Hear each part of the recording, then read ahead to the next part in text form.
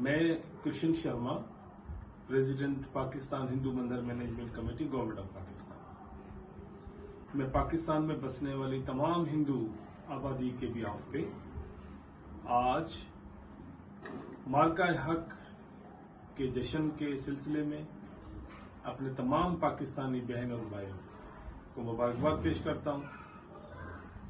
मैं समझता हूं कि मजहब मेरा हिंदू जरूर है, लेकिन मेरी शनाख्त मेरा वतन है और एक जिम्मेदार शहरी के नाते मैं अपनी पाक फौज, उनके सपह सालार फील्ड मार्शल आसम मुनीर साहब और हमारी क़यादत को आज के दिन पे सलाम पेश करता हूं। कौमों की तारीख में कुछ ऐसे मौके आते हैं जो उस कौम के बुनियादी स्ट्रक्चर को तब्दील कर देते हैं, उनकी डायरेक्शन तब्दील कर देते हैं।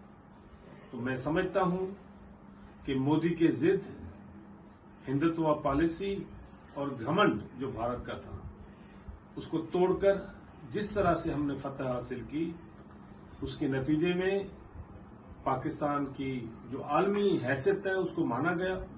पाकिस्तान के जो अंदरूनी मामलात थे, मुश्किलात थी, उन सब के साथ इस खुशी के मौके पे आज कहने में कोई हर्ज नहीं कि हम एक मुत्तहद कौम है।